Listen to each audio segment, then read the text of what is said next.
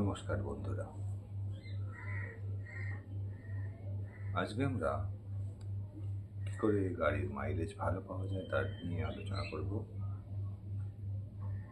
আমরা বেশিরভাগ সময় স্পিডের উপরেই মেনলি ডিপেন্ড করি, দেখি কত স্পিডে মাইলেজ কত স্পিডে আমরা গিয়ার চেঞ্জ করি। সেই স্পিডটা দেখে দেখে গিয়ারটা চেঞ্জ করে আমরা মাইলেজ পাওয়ার চেষ্টা করি। কিন্তু বেটার হবে যদি আমরা আরপিএম দেখে মাইলেজ করার চেষ্টা করি।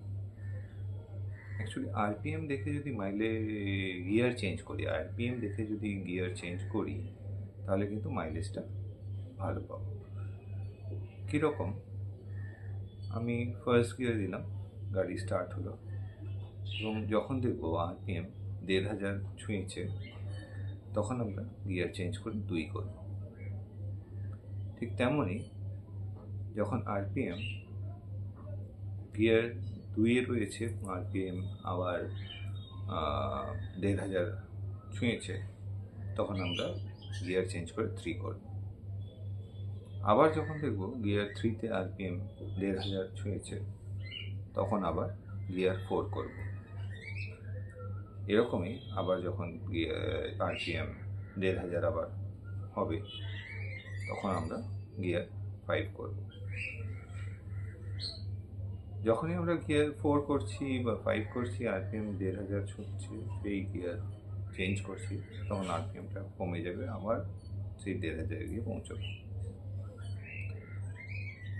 এবার যদি গিয়ার 5-এ মোটামুটি আমি স্পিড পাবো হয়তো 60 kilometre, 60 kilometre per hour, 60 kilometre per hour. এবার ধরুন আমাদের প্রয়োজন 80 কিলোমিটার পার আওয়ার করার, তখন কী করে করব? আরপিএমটা নিচে রেখে, তখন আমি যদি হাই স্পিড করে দিই, 80 করি গিয়ার 5-এ, তখন আরপিএম বেড়ে যাবে, কিন্তু আরপিএম বাড়লে তো আমার মাইলেজ কমে যাবে। তাই আমরা চেষ্টা করব গিয়ারটাকে 4th গিয়ারে যখন গাড়ি চলছে, তখন আমরা স্পিডটাকে 80 কিলোমিটার পার আওয়ার নিয়ে যাব। 80 কিলোমিটার পার আওয়ারে নিয়ে গিয়ে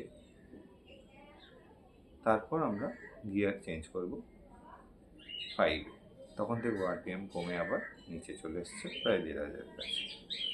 আমরা 80 স্পিডে 1500 কাছে আরপিএম রেখে সেইভাবে চলতে পারবো। তার মানে কি, 4th গিয়ারে আমরা 80-তে নিয়ে গেলাম, স্পিডটাকে নিয়ে গিয়ে 5th গিয়ারে না করলাম, 5th গিয়ার করলাম, তখন আবার আরপিএম ঠিক এসে যাবে। এইভাবে আমরা মাইলেজটা খুব ভালো পাবো।